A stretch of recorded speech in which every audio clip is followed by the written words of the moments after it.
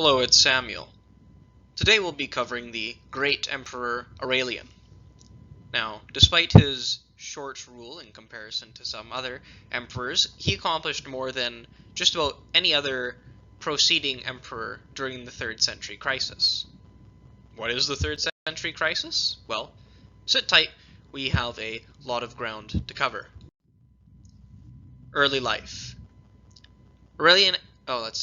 Aurelian was born during the Sovereign Dynasty, about 214 to 215, so this would be under the reign of Caracalla, so this would be Septimius Severus's son.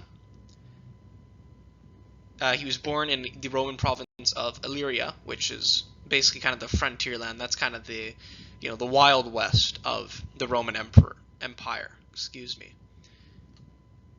He entered because he came outside of imperial circles initially. He wasn't connected to any previous emperor outside of military experience. We don't actually know too much about his early life, but what we do know is that by the age of about 20 or so, he had enlisted in the army, either as a common enlistee or he was connected in some way by familial relations to attain the rank of officer at some low level. However, what is not speculative is that he seems to have risen through the ranks quite rapidly, whether he started at the very bottom or had a bit of an advantage. And what was also consistent throughout Aurelian's service was that he was consistently loyal to the Roman Emperor. He was never a usurper. He never sought to take power from anyone. He was simply doing his duty for the empire, and that's really about as much as we know. We know, of course, that he would eventually become a cavalry commander, and of course this was during the time when the Roman cavalry was very important in dealing with the threat of barbarian invaders. So, the Sovereign Dynasty was a bit of a rough go. The emperors succeeding Septimius weren't able to really capture the ability to rule well. Kind of. Caracalla and his brother Geta were raised in an imperial household, so they were kind of spoiled. Elagabalus seems to have been some sort of sexual deviant freak show, so, what the heck. Alexander Severus, though, seems to have been able to manage himself a little bit better, but if you look up the ages of the previous 3 emperors that I've just listed, you might have noticed a pattern. They were all quite young when they came to rule. This is a trend amongst all Roman emperors, that generally if they enter in at a very young age with very little experience, they don't do a good job. I'm sure we can think of some other examples, like, Caligula, Nero, Commodus, perhaps. Alexander, though, kind of bucks this trend, because he, of course, becomes emperor at a younger age, but he ends up being a pretty decent emperor. He's not terrible. Unfortunately, he just doesn't seem to have the grit to really command the army and command the loyalty of the army. So that's kind of his downfall, and that marks the downfall of the Sovereign Dynasty. Now, of course, we will remember that at around the age of 20, a young Aurelian is enlisting in the army at about this time in 235. Now, what exactly is the crisis of the 3rd century characterized? Because, of course, it takes place immediately after this, after the assassination of Alexander Severus. Well, really, it's characterized by a rapid succession of emperors from different dynasties, so kind of just random people rising up from everywhere to take power as best they can. The assassination of those people who take power, which leads to a lot of instability, as well as it kind of thins out the stream, or, it thins out the good crop of capable individuals. The borders are, of course, being tested during this time by basically all sides, by either barbarians in the north and the west, Britannia and Gaul, or Illyria, or, we're starting to get close to the heartland. And, of course, in the east with Parthia, and eventually during the transition into the Sassanid Empire. During this time, the unity of the empire is greatly fractured. There's a lot less cohesiveness pulling together everybody to stay within one pot, and in fact there are some people that split from the empire. And of course, can't be understated, plagues really started to ramp up during this time. And of course, the crisis of the 3rd century would last, as you can see on the slide there, from 235 AD with the death of Alexander Severus to 284 AD. So it's about a period of 50 years or so. And this period opens, or yeah, I guess opens by the Sovereign Dynasty and ends with the beginning of the Tetrarchy, and we'll get to that a little bit later. Crisis of the 3rd century continued. During the second half of the 3rd century crisis, the empire would find itself becoming divided. In the west, Britannia and Gaul were becoming increasingly agitated at the continuous barbarian raids. This is not very good, and as you can see on the map there, the green is kind of what splintered away. Now, this is not very good at all, right? It poses a potential threat to Roman borders, as well as, they actually belonged to the empire. So where did they think they were going? I mean, it's ridiculous, right? This kind of shows how this frequent and constant stream of different random emperors with no connections to the empire coming into power and then immediately being exited really didn't help the cohesion of the empire, nor did it really help the power of the emperor to maintain this unity. In the east, constantly threatened by the Sassanid Empire, which had been newly invigorated, there was, again, another tragedy, another split. The Roman Emperor Valerian, the father of Gallienus, who was the emperor in the west, was captured and killed on campaign in Parthia. And, I mean, things got so bad, really, that the only thing that stopped the complete collapse and takeover of the east, was Septimius Odenathus. And he was the leader of the oasis city of Palmyra. It's quite a famous bit of history. Now, Odenathus would hold off the Sassanids for a bit, but he was eventually killed by his wife, Zenobia, who created her own little Palmyrian empire, which lasted for, well, a little bit, but you can see it there in yellow, and you can see that it really threatens the breadbasket of the empire with Egypt, as well as it kind of just takes over all of the east. And so this fracturing really takes place during the reign of Gallienus, who I feel immensely bad for because of the number of usurpers that really came to challenge his throne. Now, enter Aurelian. Under Claudius Gothicus, or Claudius II, hey, whoop-de-doo, we got a second. The Battle of Nisus would take place in about 268 or 269. Historians kind of whiffle back and forth on which date it is, or whether or not there was one battle or two battles. But really, in the end, Aurelian pulls off a pretty wicked flank that destroys the Goths, that Claudius would eventually get immortalized in his name, Claudius Gothicus. Claudius Gothicus was actually one of the few emperors during the 3rd century crisis not to be killed. Instead, he got sick and died. So, whoop-de-doo, right? We're getting somewhere. There was a very brief period where Claudius's brother took over, but he didn't last very long.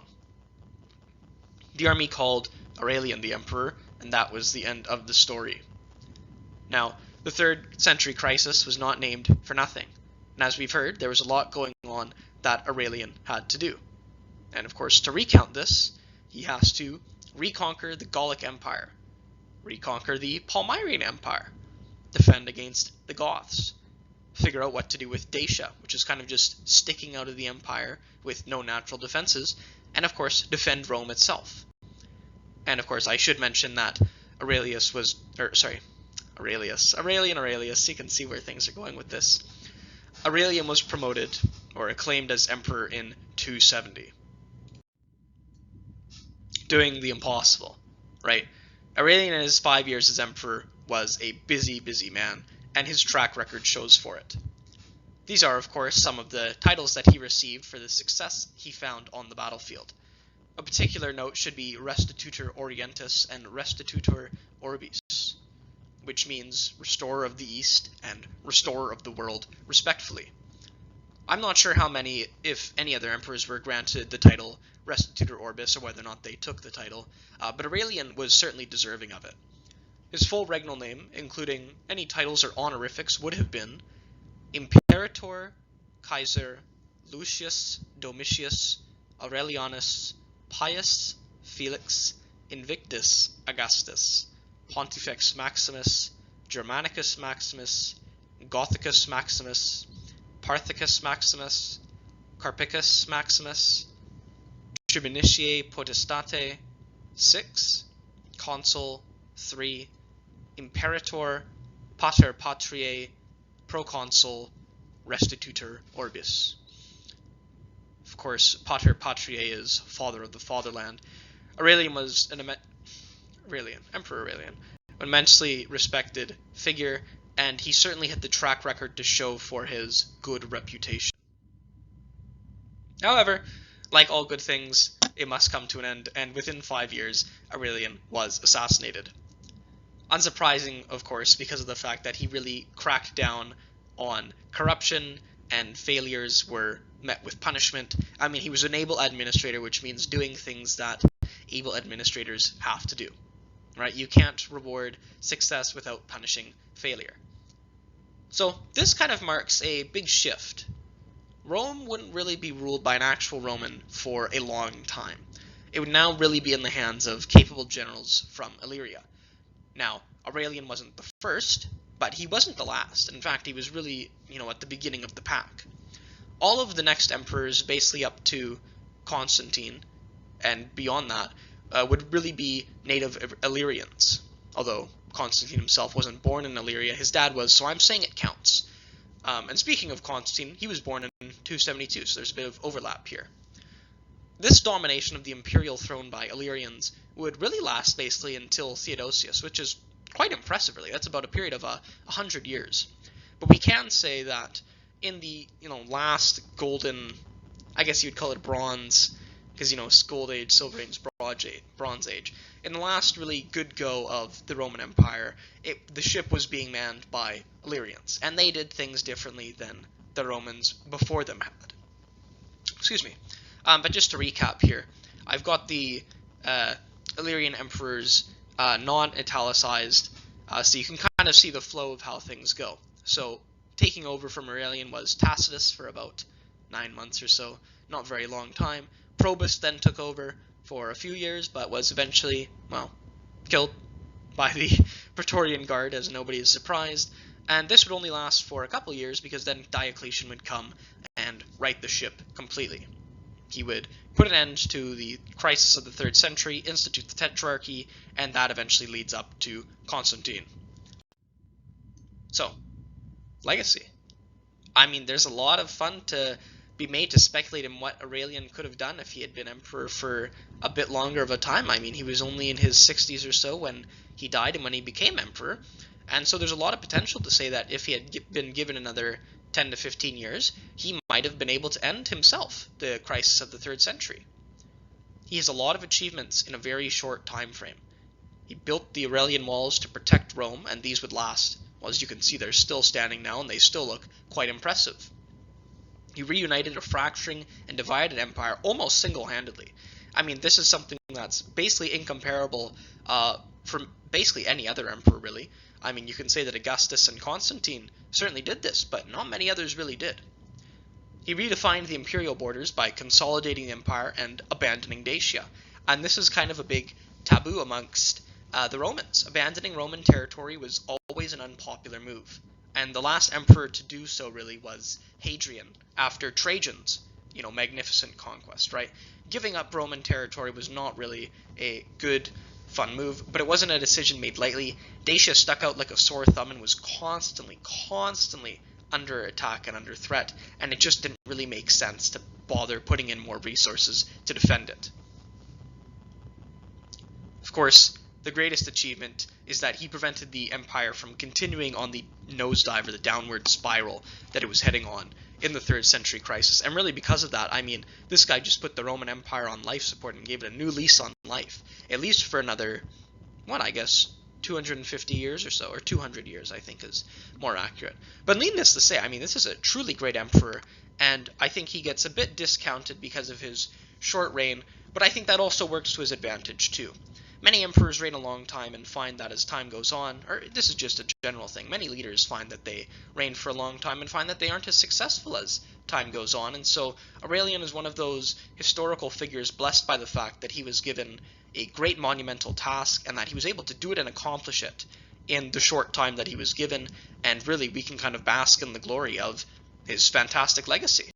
But otherwise, that's kind of a recap of the Emperor Aurelian and the 3rd century crisis. So I hope you've enjoyed this. Take care, and we'll see you later. Bye-bye.